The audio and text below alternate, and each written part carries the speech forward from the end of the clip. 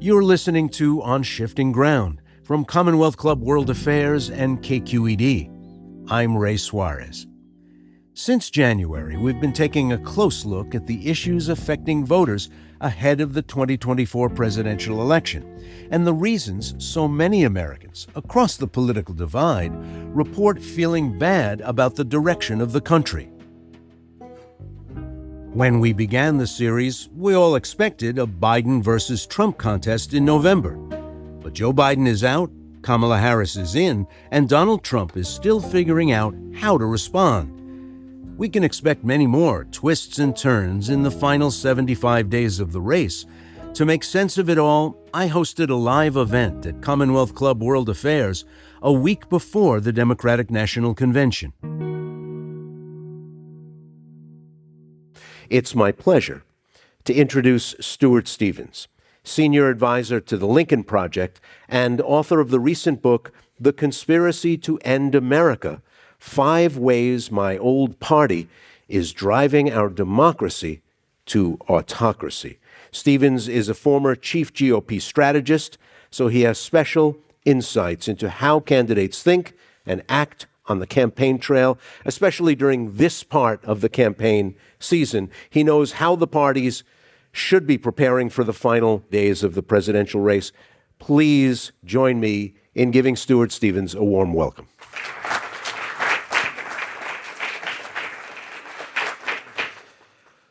Well, Stuart, is it fair to say that this is the weirdest July and August in your memory? Well, I keep thinking back to the summer that Nixon resigned, these kind of tumultuous events. A week in politics can be a long time. I think something very unusual is happening in American politics now. I think there's actually one movement meeting another movement, more than 2 parties meeting. And I think it's the most positive development that we've had since election night when Biden won in 2020. Was the Democratic Party sort of punting, improvising, scrambling, or were you impressed with the orderliness of the departure of Joe Biden and the arrival and the coalescing around Kamala Harris that happened quite quickly? Yeah, I wrote a piece for The Atlantic right after he announced that he was going to not take the nomination. He endorsed Harris. I wrote a piece that afternoon kind of like, how is this going to happen? And there are all these different scenarios, from the one of a broker convention. I mean, I love broker conventions to read about it. I love The Best Man by Gore Vidal. I love all that. But the actual reality of it, to try to put together a campaign August 22nd, it would have been a nightmare. And by far the most desirable was what has happened. And I think it's astounding the way it's happened. And I think it shows a real maturity on the part of the party. But part of that is the realization of the stakes. That if you really believe that democracy is in an existential threat, as I do, I think a lot of us do, it changes how you look at everything. It certainly changes the way that I look at, a party I used to work against, the Democratic Party. I mean, I look back at the stuff we would argue about, like capital gains tax. I mean, really? We argued really? That was such a big deal. So I think the seriousness of the consequences seems to have impacted people. And you have a lot of selfless gestures here, I think, starting with the president and then others who decided not to challenge her. So it's been extraordinarily positive. She wasn't on anybody's ballot anywhere. In a caucus in the snows of Iowa, after town meetings in New Hampshire, nobody voted for Kamala Harris. Political parties make their own rules. They nominate their own candidates by their own rules. But immediately after this unusual series of events took place, there was carping from some quarters, satisfaction from other quarters, saying, look, this is too unusual. Is that something that we're still going to be talking about 2 or 3 weeks from now, or is this the inevitable post-game mumbling of a... Listen, I think something kind of magical happens in that moment you give your acceptance speech in a lot of cases. You walk on that stage one person, you walk off a different person. You're the nominee of a major party. So I think one of the exciting things about this moment is the good stuff hasn't happened yet. That's going to happen at the convention. And that is really when this race, I think, is going to start. And those post-Labor Day polls are very indicative for a reason. And I expect that they're going to be very favorable for the vice president. Since the afternoon that Joe Biden made his decision public, Donald Trump, it seems apropos after the Olympics, has almost seemed like a wrestler looking for a hold, looking for a way to grasp his opponent. He's been, I guess it would be less charitable to call it flailing, but looking for lines of attack, both on the process, on the new nominee, and some of them have been just plain odd. Some of them have been predictable. Is it understandable, given the moment and given the particular personalities involved, that after spending the last 3 years running against him, he doesn't know how to run against her? Yeah, I've never seen a campaign so visibly lost. You know, there's a lot of remarkable things about it, including the fact that they became the first political party in American history to have a convention attacking someone who's not a candidate. You know, that's pretty remarkable. Trump is a candidate of anger, of grievances, of hate. There's really not a positive message that he has. For a lot of other candidates who had a different kind of message, I don't think it would have mattered as much. And I think that it just shows the thinness of any rationale for voting for. He should still be able to articulate it. You know, I'm not running because Joe Biden was president. I'm running because I want to do this. But they don't have an agenda. And that's one of the most striking things to me is what is the bargain that Republican Party, and it goes beyond Trump, is trying to strike with voters? What do you get when you vote Republican now? And, you know, I think they have this Project 2025 there, which they don't want to talk about because they're immensely unpopular. And then you compare that to the 100-day agenda that the president laid out, which I assume the vice president's going to more or less adopt. And the Project 2025, if you tested it, would test like 20 to 80 bad. The 100-day agenda is sort of 80-20 to the good. So in one very simple dynamic in this race, you take the 80-20 and you run it against the 20-80. And you ought to have a pretty good day at that.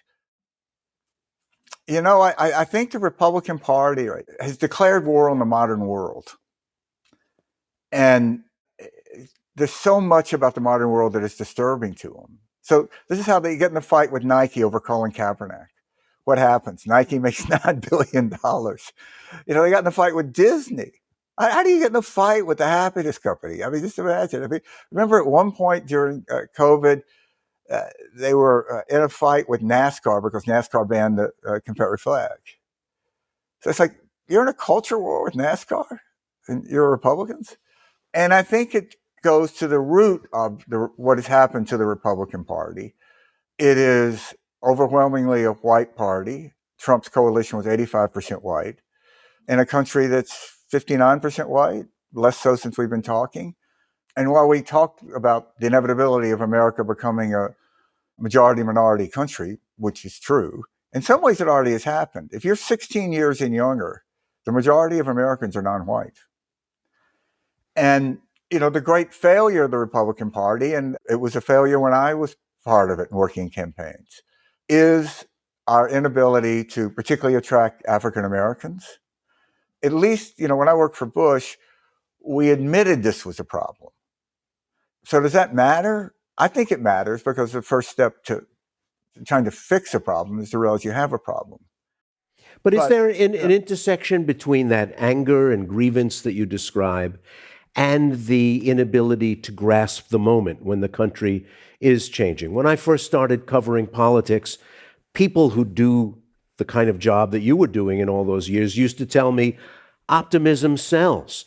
Negative messages, especially in a national election, people don't want to hear it. They don't want to hear that the country's terrible, that everything's terrible. They want to hear that things are gonna be better. Did the party change? Did its pitch to America change in a way that also dovetailed with who was a Republican? Because right now, they're not selling optimism and they're not selling sunniness. I'm sometimes aghast at a candidate for national office saying that it's like a third world country. I've spent a lot of time in third world countries. This is not like a third world country. I find it just astounding. So I think it's useful to look at the 80 race, Reagan against Carter. Okay, I think it's fair to say the country was kind of in a bad mood then. I mean, Carter himself said it, described it as a malaise. There was a hostage crisis. So Reagan was an optimistic alternative to that. I mean, Ronald Reagan announced in front of the Statue of Liberty as an ode to immigrants. The last speech he gave in office was a tribute to immigrants. Now, that's not to say that there wasn't dark sides to the Reagan campaign, and that's something I've grappled with and written about because I think, like a lot of Republicans, I denied it for too long. But usually, the most optimistic candidate wins. In 2007, I don't think there were a lot of polls that showed hope and change was the number one issue in America. The Obama campaign came along. They ran a brilliant campaign. He was a once-in-a-generation candidate. And they made that happen.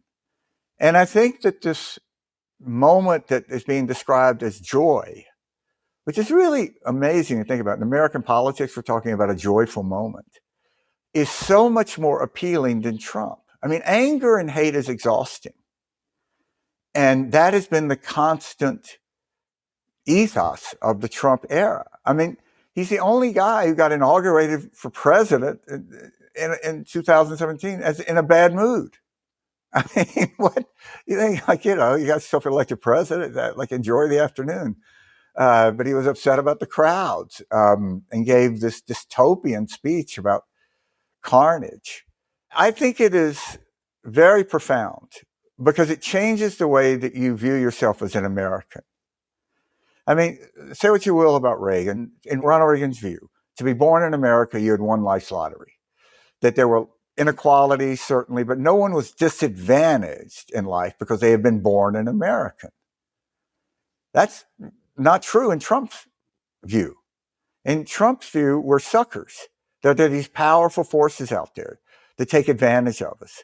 And I think that is a very alien concept that most Americans feel for what it means to be an American.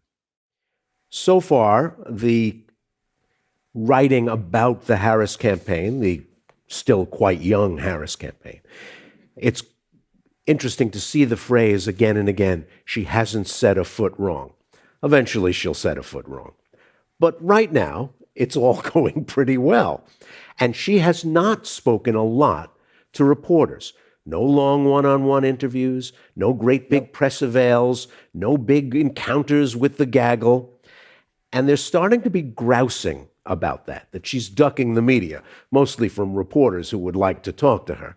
I'm not sure anybody else really cares, but they are the ones who convey what she has to say to the rest of us, so they end up being pretty important. If you were whispering in her ear, would you tell her to keep that going for a little while longer, at least till after the convention, or does she have to start talking more in unguarded, unscripted ways? Well, I hope she never speaks in an unguarded way because that's the way candidates make mistakes. I would say stay the course till after the convention. And I would have a couple of big interviews set up after the convention and kind of break that ice. And look, there's always a push and pull. I mean, you know more about this than anybody. The push and pull between the campaign and the press. And there aren't a lot of long press conferences. You come out a lot better off than when you went in. There's some, if you're clearing up like a scandal or something. But look, reporters are there to make news, to have you say something you haven't said before. Otherwise, it's not news. So there's a natural tension there. But, there was this sort of trope out there, right? That Vice President Harris was not a good candidate. And, for a while, there was a lot of talk that one of the reasons people weren't going to vote for Biden is because something might happen to him and you would get Harris. And this was a big negative, particularly among a donor class. You heard a lot of that. And this was always a head scratcher to me. She defeated incumbent DA. It's never an easy thing to do. She did well enough that she wasn't challenged.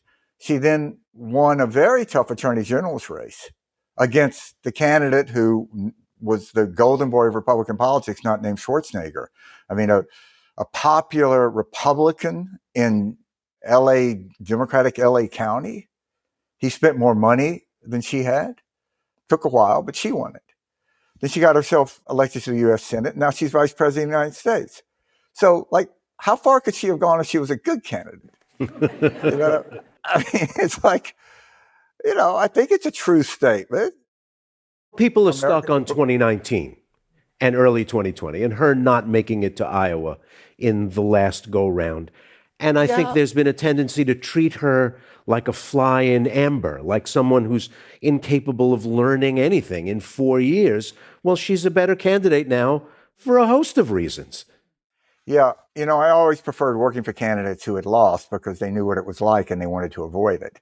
And they didn't think that they were bulletproof and, nothing bad could happen to them or they could talk their way out of anything. A lot of people run for president and very few people win.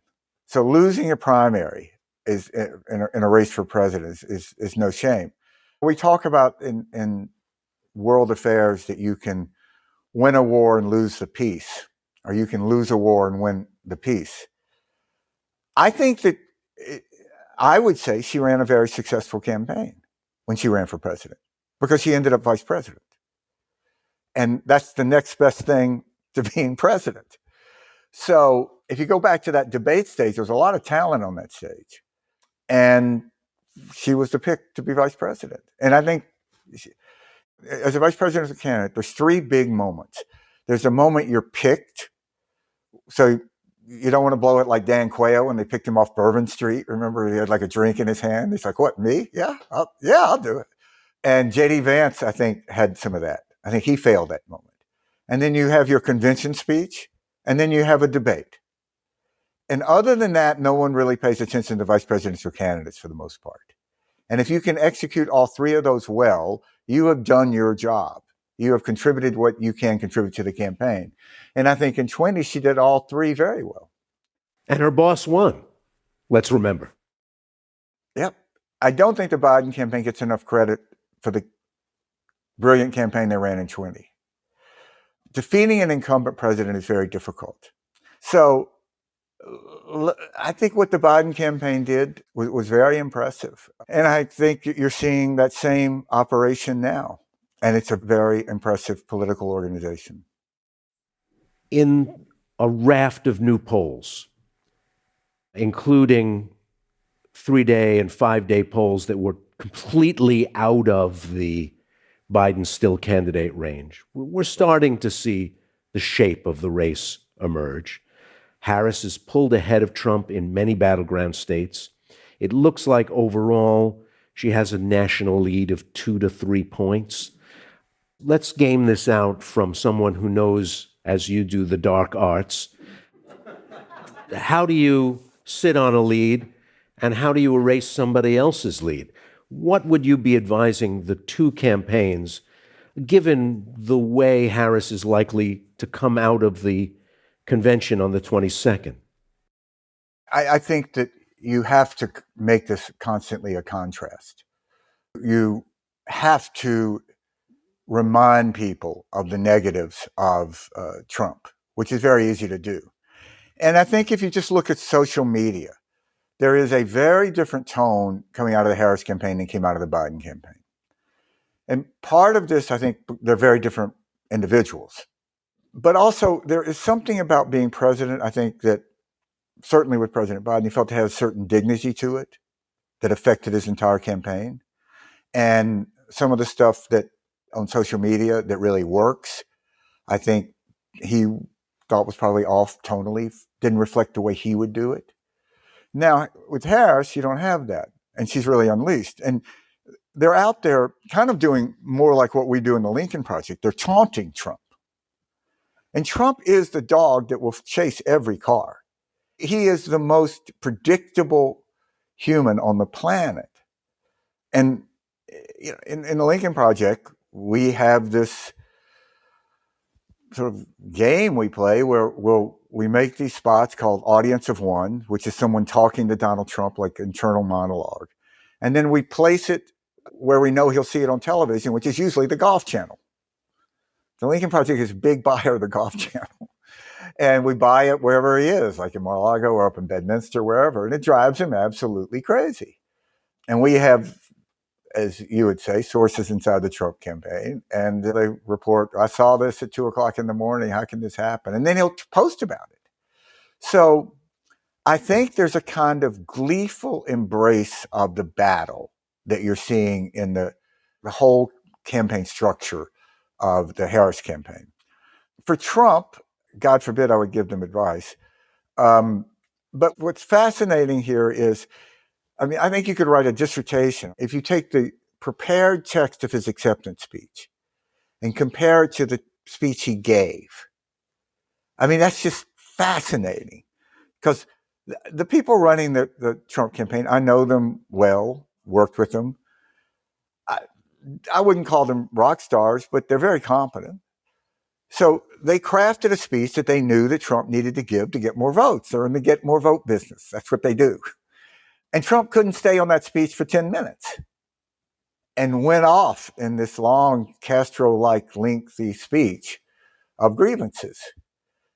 The problem that Trump has is that he can't change. I say, look, ask any woman who had a friend who was going to marry a 79-year-old guy.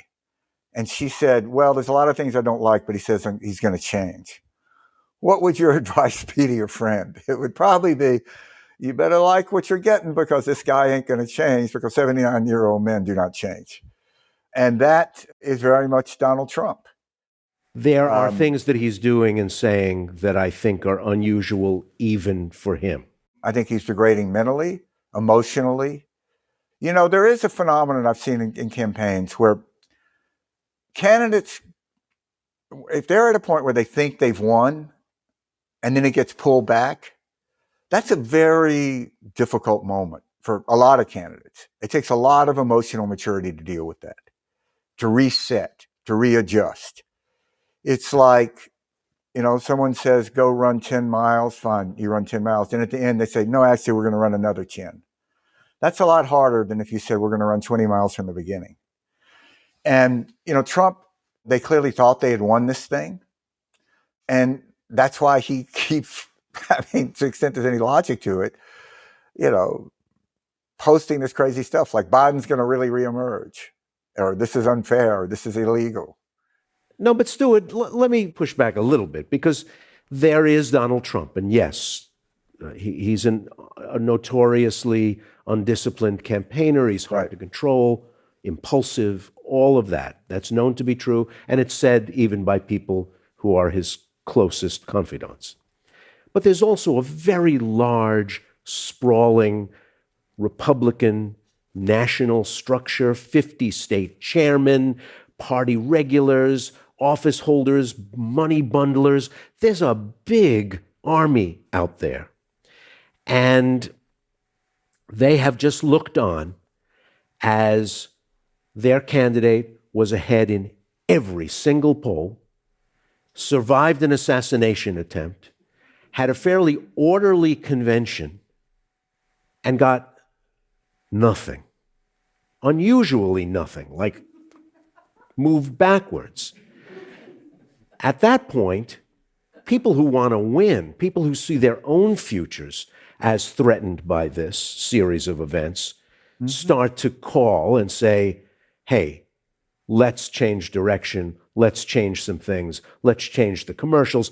I'm sure there's no shortage of, La Savita's getting no shortage of advice right now. But yes, he is the candidate, but he's not the only one who's involved, and he's not the only one who's on the line here. What has happened to the Republican Party has never happened to a party in American history, I think. I think the party has completely collapsed. as any sort of moral voice. I'll give you a perfect example.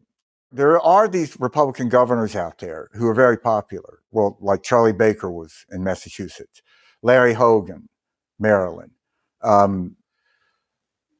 I work for these guys, but here's the thing.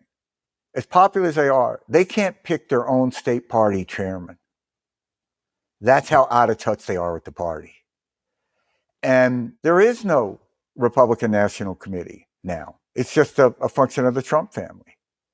I mean, from the very beginning, I think to a lot of us, the Trump campaign looked like a large criminal enterprise. And that has only gotten more so. So they have devastated the RNC structure and moved in. And that's very difficult to recover from. But I think, there's a fascinating thing that's happening out there that doesn't get talked about enough. If you look at like tight Senate races and stuff, and you look at the ads that Republicans are running, I think it's a true statement. I don't know any Republican that is running an ad that talks about an achievement in Congress, something that was passed, that they actually voted for. They're out there running all these ads about the infrastructure bill they voted against. J.D. Vance, when he was asked what his greatest achievement as senator was, cited some Great Lakes cleanup thing that he voted against. And that's because when they had power, at least in the House, they did nothing. They had no positive agenda. It goes back to, it's a reflection. And so when they had a chance to do something like on the border, Trump killed it. I mean, that's extraordinary. So I think it impacts the party completely. The party just has no idea what to do. Post-Dobbs, they have a problem with women, period. So what do? They attack Taylor Swift. Like, well, that's smart. That's really smart. And I just don't think that they have a language, and a lot of politics is language, to process this moment and to process where they are. I'm of the opinion I don't think the race is going to be particularly close. You're listening to On Shifting Ground, produced by Commonwealth Club World Affairs in San Francisco. After the break, the Lincoln Project's Stuart Stevens on why Trumpism is making the Republican Party particularly vulnerable to Kamala Harris, and how J.D. Vance might be making things worse for Trump. If you missed any part of this episode or want to catch up on other international stories, download our podcast on Apple, Spotify, or wherever you get your podcasts.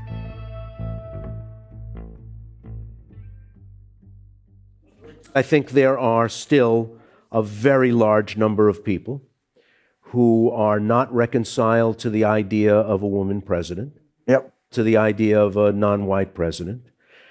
And if you ask them straight up, they might not cop to either of those things. They might not honestly answer, but they might say something like, the sight of a woman who wants to be the leader of the free world in black Converse and tight jeans, dancing with sorority women, I don't think that's dignified. I don't really like that. And hugging Beyonce, and they'll give various examples, which to them sound like other reasons, to me sound like them still not being able to accept the idea of a woman or a black woman being president of the United States. But I think it would be a mistake to undercount those people. Yeah, no, look, when I worked in presidential campaigns and people would say, are you worried about, I would just stop them there and I would say, yes, whatever you're going to say, I'm worried about, because that's what we should do. So the great white hope of the Trump campaign, which is white hope, is if you look at 2016, Trump was losing college-educated Republicans right up into the Comey letter. And then just enough of them came over. Biden brought college-educated Republicans and more white voters back, enough to win. And so the case for the Trump campaign, I mean, if you stuck me in front of the Oxford Union and made me resolve Donald Trump is going to win the 2024 election, it would be based upon exactly what you're saying, that in these states, there are enough white voters who will revert to a 16 pattern. I don't think that's going to happen. And I think it's going to be counterbalanced by the infusion and excitement of younger voters. I mean, it's a remarkable thing, but in 20, Biden's best group were under 30 voters. Remarkable in that, he was an old guy. He won them by 12 points. And, this is what we're focused on in the Lincoln Project. We've spent the last 2 years studying these voters, working with another independent group, Lincoln Democracy Institute. And we're focused on Michigan, Pennsylvania, Wisconsin, and Arizona. And we have identified about 650,000 voters collectively in those states that arguably will decide this race. And we divide them into two categories. A category we call Dobbs, dads, and moms, which are those who about 45 to 50% would say that they're anti-abortion, and yet they're appalled at what has happened post-Dobbs. They have a disproportionate number of them have daughters. And, all the years that Republicans ran against Obamacare, and I was part of that, what was our argument? Our argument was you don't want the government to come between you and your doctor. And that resonated with a lot of these people. So what in the world is post-Dobbs but exactly that?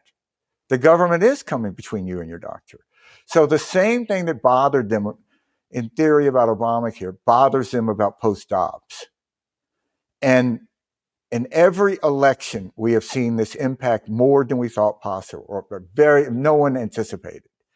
And then there's another group that we call Red Dawn conservatives, from the old John Milius film, Red Dawn, about Russians invading the United States in a high school in Colorado that fought them. And these are a lot of Reagan voters who came to the party when Reagan, they're older. And there's a lot about Trump they like, but the idea that Donald Trump would support Putin, the idea that the United States would not stand with Ukraine, is so unfathomable to them and repugnant to them that it's like this giant speed bump to get to Trump. I mean, these are people who believe that the party was defined by Mr. Gorbachev tear down this wall. And I was one of those. And, I don't think we talk about this enough. Russians wanted Donald Trump to win. Donald Trump won. They helped him win. What did they get? Unfathomable amount of reward. What used to be the most consistent anti-Soviet Union, anti-Russian, strong on Russia group of American politics, the conservative element of the Republican Party, that is now the base of the pro-Putin movement in American politics.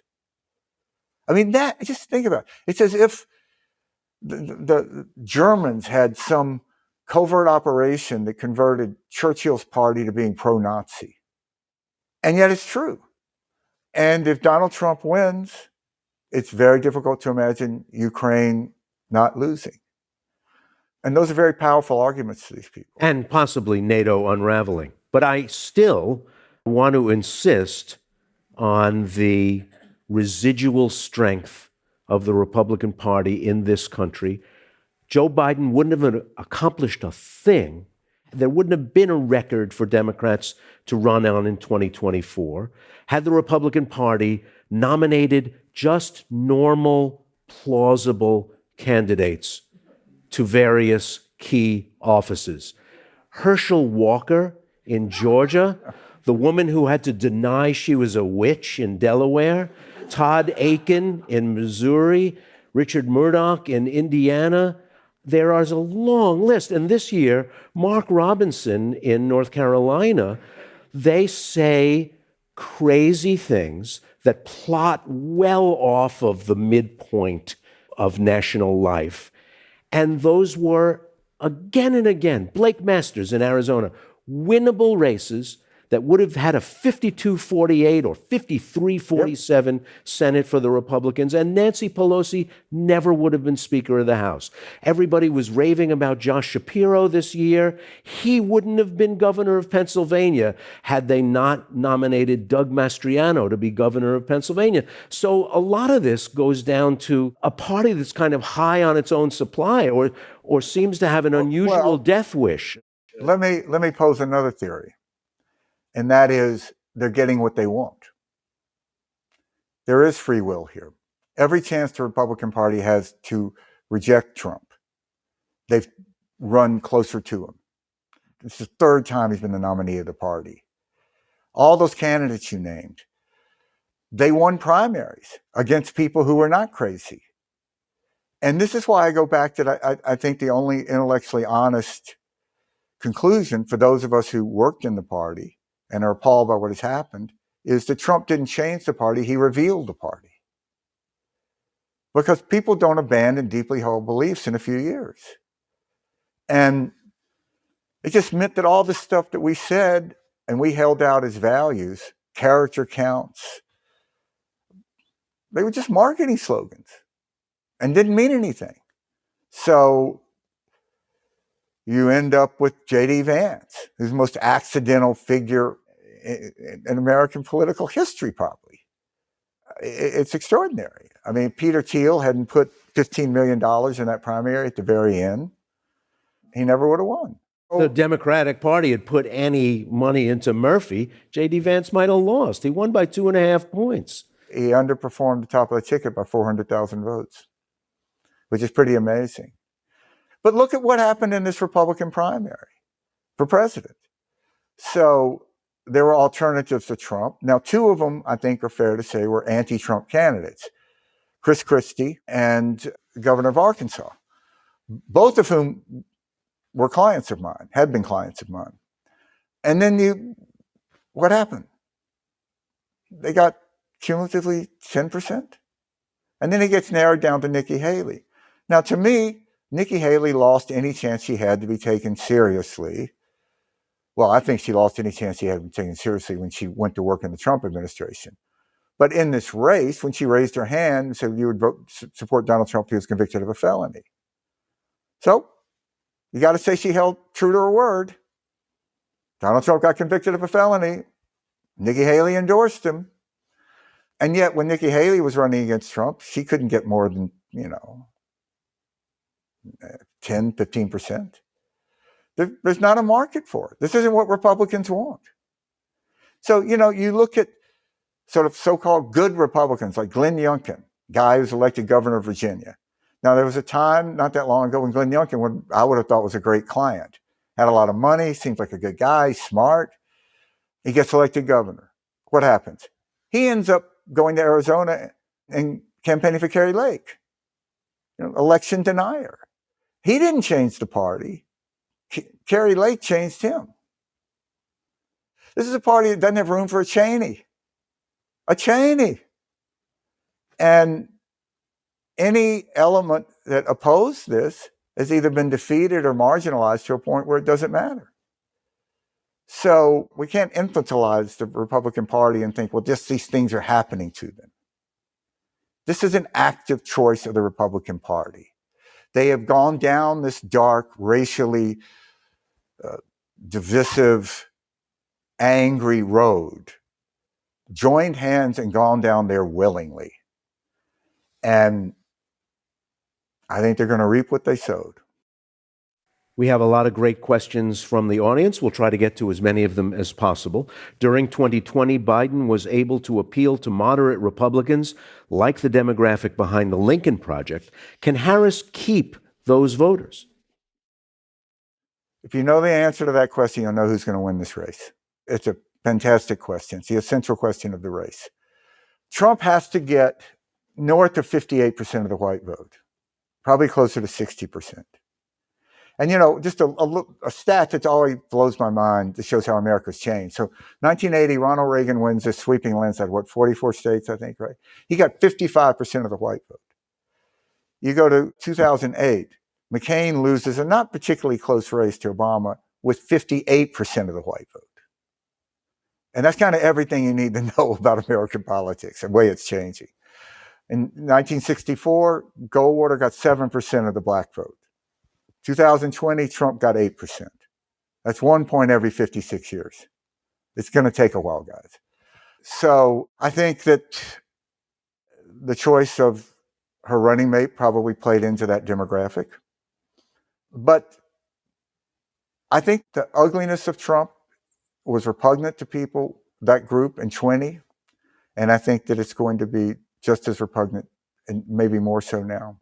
If you were Kamala Harris's debate coach, how would you advise her to debate Trump, which looks like it might happen on September 10th? They've both agreed to it. I have done a lot of presidential debate preps. I have very fixed ideas about how to debate prep. I think the key is you have to go in with a strategy and try to accomplish 2 to 4 things, not more, and know how you're going to make those moments happen.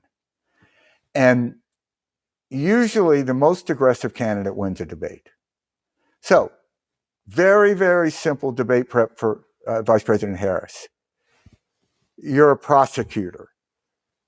Look what you did to Kavanaugh. Go out on that stage with the mentality, one of us is going to walk off alive and attack Donald Trump and prosecute him. He is a criminal. And I think that's what she'll do, because usually candidates like to do what they're good at. And she's really good at that. I understand your answer entirely. I'm wondering if it's more complicated than that simple, straightforward answer for a woman doing that to a man when there's 2 of them on stage, and for a non-white woman doing that to a white man when there's 2 of them on stage. I would say yes, and I would say there's nothing you can do about it, and not to think about it. No. But you'd stick with the aggression advice. 100%. If the Republicans lose the presidency, the House and the Senate, will the party finally abandon MAGA? No. Trumpism is the Republican Party now. I think that the best hope is 2032. No one is going to get nominated in 28 if Trump loses who will assert aggressively that Donald Trump lost a free and fair election in 20 and 24. You won't. And the party has really become, I think, an extremist movement, not a classic American political party. So I think it's better to compare it to like the Red Guard. So there wasn't like a moderate element in the Red Guard that emerged that finally like ended the Red Guard. They just had to play itself out. And I think that that's going to happen here. Republicans are going to have to be defeated again and again. And then eventually we need a center-right party that's sane in America. But there is no conservative governing philosophy in America now that anybody can articulate with credibility. What is it? If you held a gun to my head, I'd say, shoot, I don't have any idea. And I worked in the party 30 years.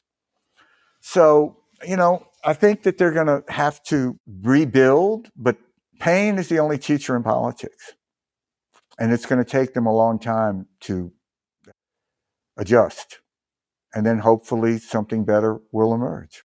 Well, apparently you think winning the popular vote once in 40 years is not enough pain for them to learn the lesson yet.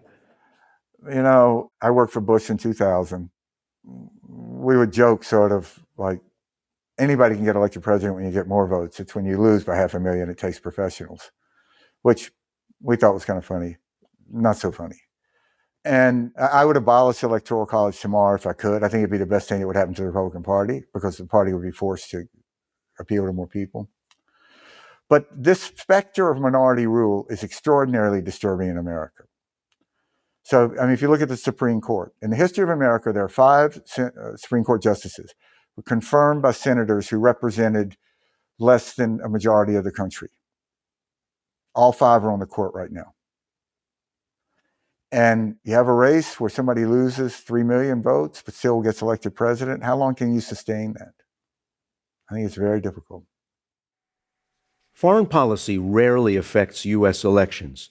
Do you think the conflict in Gaza, war in Ukraine, and rising tensions with China will have an impact on voters? If so, how should candidates handle these issues in the campaign? Yeah, it's a great question.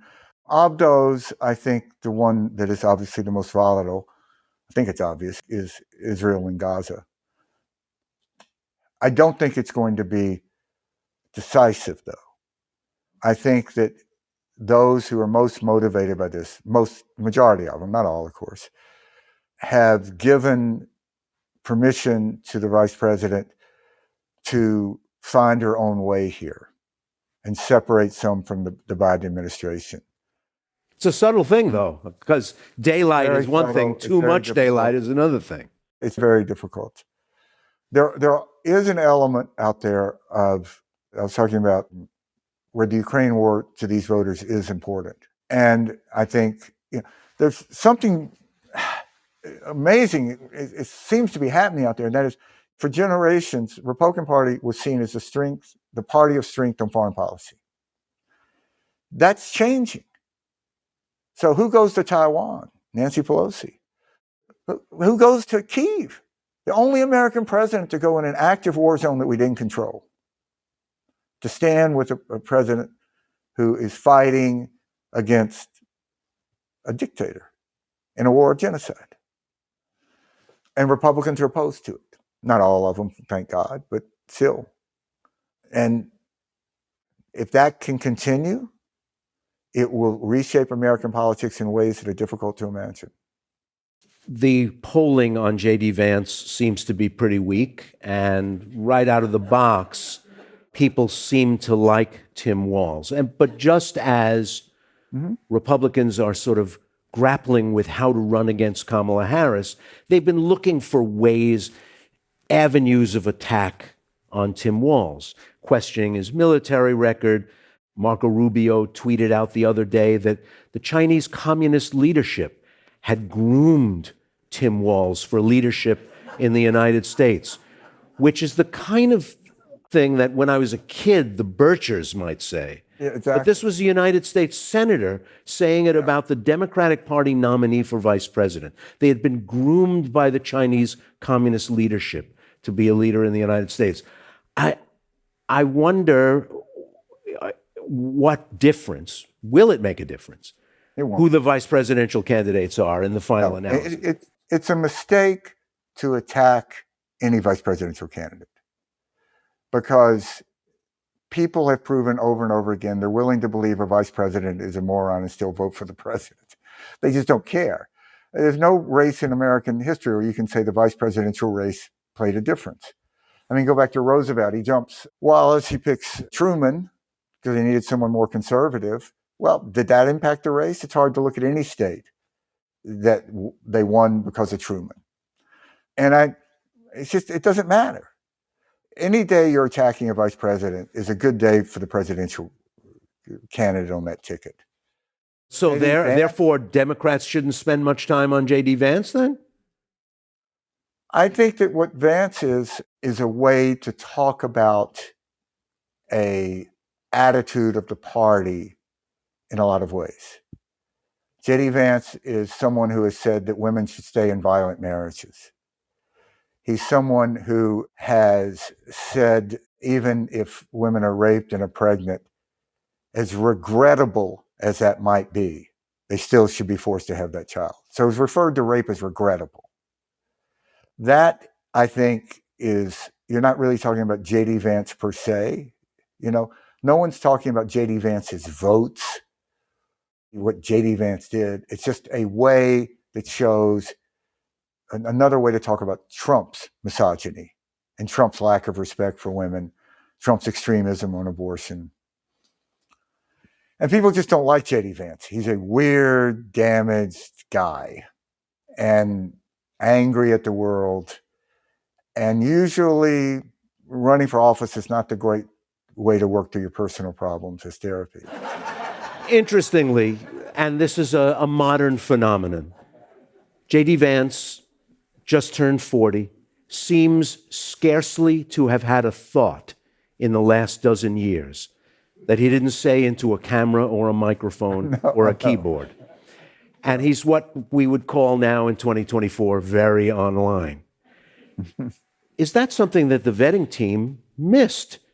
Is there a warning in that for future politicians that you don't show all your underwear?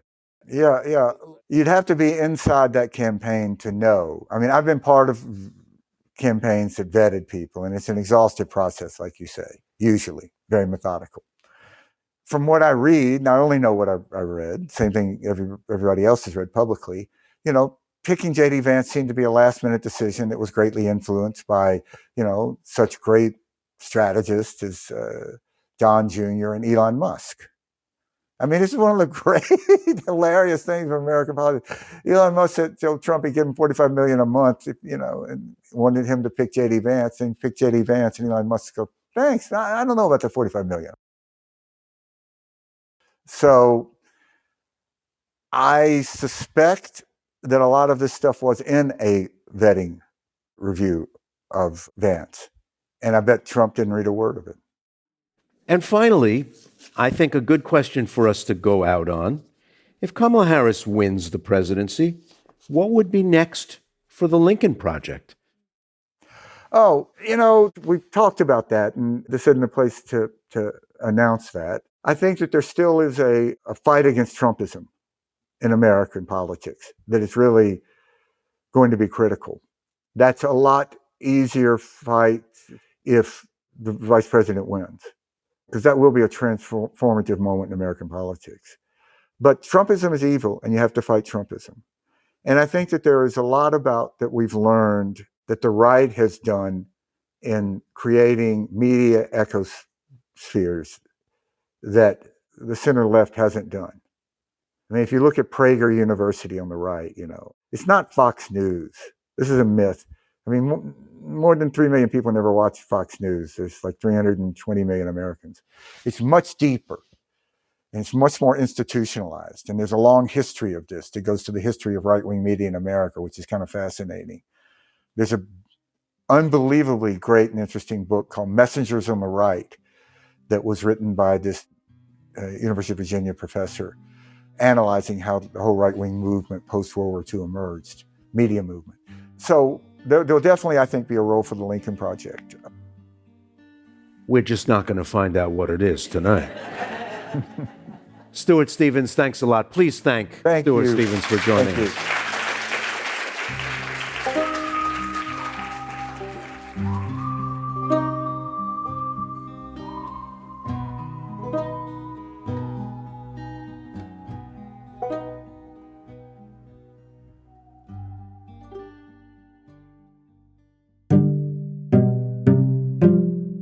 You've been listening to On Shifting Ground, produced in partnership with KQED, with funding from listeners like you, with special support from Mark and Maury Jane Perry and Anne and Greg Avis. Today's episode was produced by the Commonwealth Club World Affairs Programs team. It was mixed and mastered by Matteo Schimpf. Additional production and engineering were provided by Rob Spate. KQED's Jim Bennett is our technical supervisor. Jared Spord is our executive producer. Philip Yun is co-CEO of Commonwealth Club World Affairs. Our music is from Blue Dot Sessions. I'm Ray Suarez. Thanks for listening.